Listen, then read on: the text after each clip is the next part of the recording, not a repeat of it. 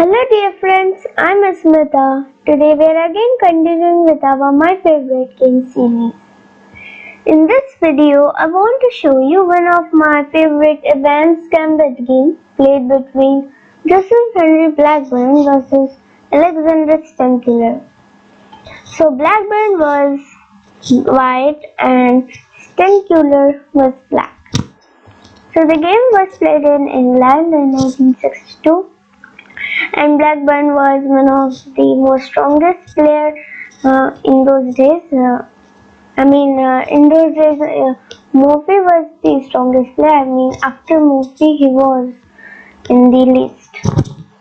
So, however, now let's check out the game. So, Henry opens with e4, Stenkiller opens with e5, Blackburn goes for knight f3. Stenkiller goes for knight c6, bishop c4, and now bishop c5. And here comes the move that is b4. The Evans Gambit. In those days, actually, Evans Gambit was not so popular, but when in 1960s, when Fischer came, then he popularized the Evans Gambit. In Evans Gambit, White simply gives away his lots of pawns, nearly 5 pawns, and in return he exploits the black king. So that is the idea behind the Evans Gambit. So after the move b4, and here comes the move that is bishop into b4, and here comes the Evans Gambit accepted. So after the move bishop into b4, c3, and in this position, the normal move that is bishop a5, castling d6, and d4. So these were the general moves in the Evans Gambit. And now after e into d4, c into d4, and here comes the move that is bishop b6. Bishop b6 is actually an opening inaccuracy by Stenkiller. It gives White a slight hint of his own advantage. Another main idea of Evans Gambit is not allow black to castle. So that's why White this is another reason that White simply gives away his pawns. So however, after bishop b6, instead of bishop b6, the general move in this position is to play knight f6, going for castling, and black must try to go for castling, but Stenkiller didn't follow that rule of the Evans Gambit. And now knight c3. In this position, knight c3 is a developing move and also a good move. And always there is a chance of playing knight d5 after the move knight c3. But instead of knight c3, in actual Evans Gambit, generally queen b3 is played, trying to threaten the f7 pawn. So, however, first Blackburn went for simply bringing out his pieces by playing the move that is knight c4. So first, I want to show you a line of the move that is queen d3. So now the f7 pawn is under attack. But what about the d4 pawn? Let's select that into d4. Then knight into d4, bishop into d4, and now bishop in the f7 check. It's key 7. Then bishop g5 check, knight f6. And here comes the move that is knight c3. And after the move knight c3, White is threatening the move that is knight d5 check, Knight 4 caught the king on e7 and also the knight on f6. And obviously, the rook on a1 was actually under attack by the bishop on d4, back then the 4. So that was just a little bit of line of the main line. So now let's get back to the line what happened in the game, that is knight c3. So after the move knight c3, knight a5 was played in the game, trying to threaten the bishop on c4, as the bishop on c4 was a troubling bishop for black, as the bishop on c4 always threatens the f7 pawn. So after the move knight a5, bishop d3, and obviously in Evans' gambit, another main idea is that you must not give away your bishop on, your light squared bishop, because the light squared bishop is the main hero of the game. As the light squared bishop in Evans' gambit always threatens the f7 pawn, and if black gets chance to castle, then white can simply exploit it by playing bishop and h7. So those were simple ideas of Evans' gambit, but now we will see the practical ideas of the Evans' gambit. As this is not a line or any line of the Evans' gambit, so that's why I call it as the practical ideas of the Evans' gambit. So knight e7 was played in the game, but in this portion some of you might have a question that why knight f6 was not played in the game. Knight f6 is a terrible mistake in this position. Why? Because after the move knight f6, you are allowing the main typical breakthrough in Evans' gambit, that is e5.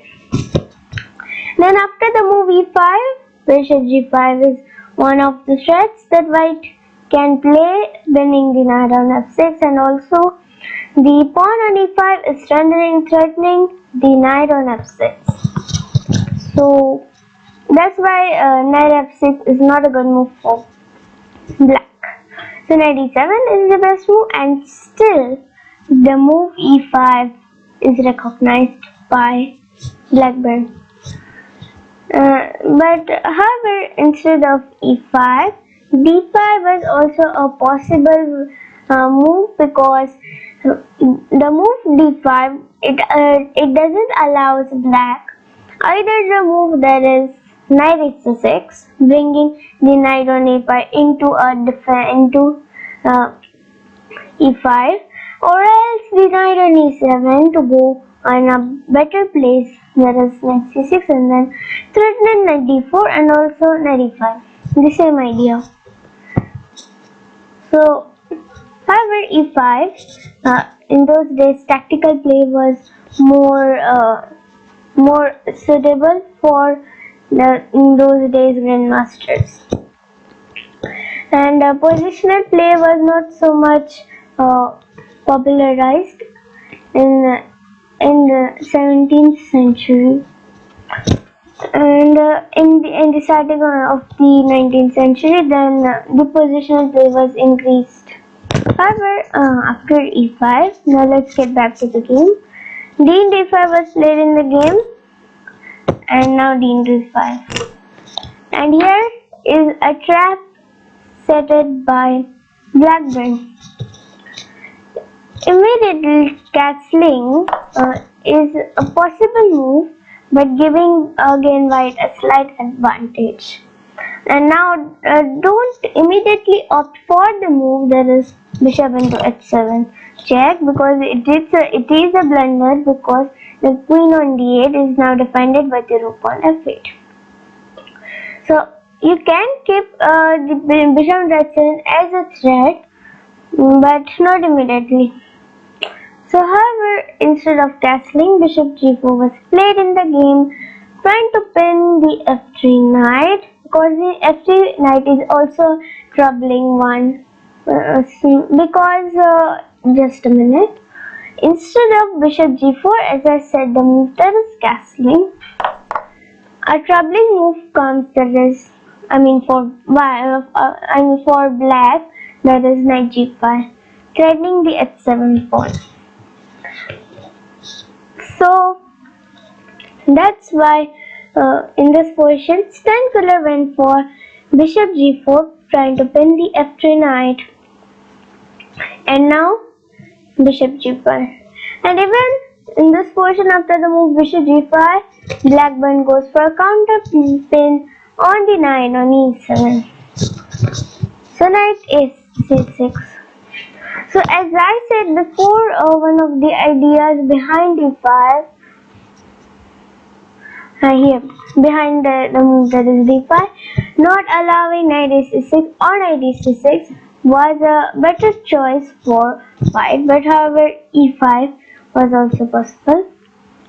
So that's why not playing the move that is d5 now helps black to play the move that is knight c6. So however this is a possible line. The move e5 doesn't cause any harm to white. So in this position, Blackburn went for some simple developing moves, that is rook e1, and now castling. And in this position, as Blackburn saw that all of his pieces are well placed, are well dominated, and so he thought that he must now go for an attack.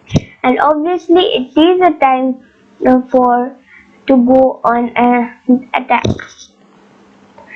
So he first went for rook e4, going for a rook left, but according to the computer this is an inaccuracy.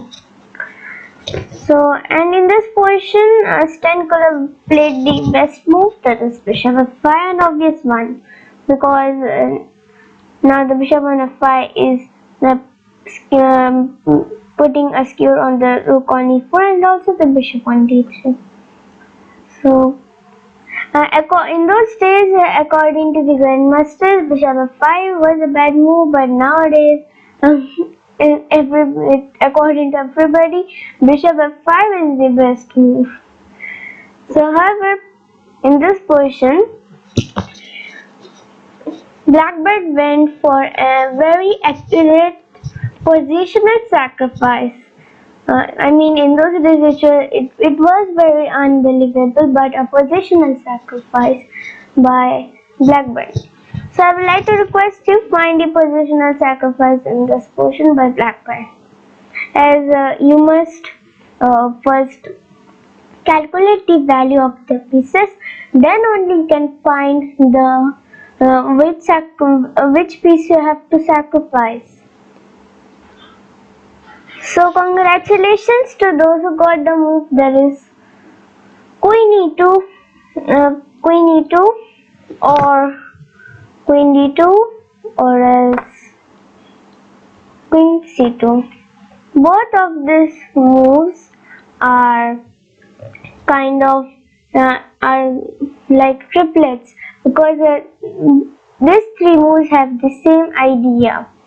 Now first let's check out the move, that is queen e2, which was not queen d2 was actually played in the game, but first we'll check out the queen e2. So what happens after queen e2? Let's select bishop into e4, and now after queen into e4, threatening the h7 pawn. Now let's check out the move, that is queen c2. Then after, if bishop into e4, then bishop into e4, still it threatens the h7 pawn. And what about the main line, that is queen d2, and that's what happened in the game. As I said before, if bishop into e4, and now after knight into e4, there is no longer threat on f7, right? But but it is an illusion. There is still a threat on f7. So, according to the computer, this is actually a winning position for black, but practically it is not.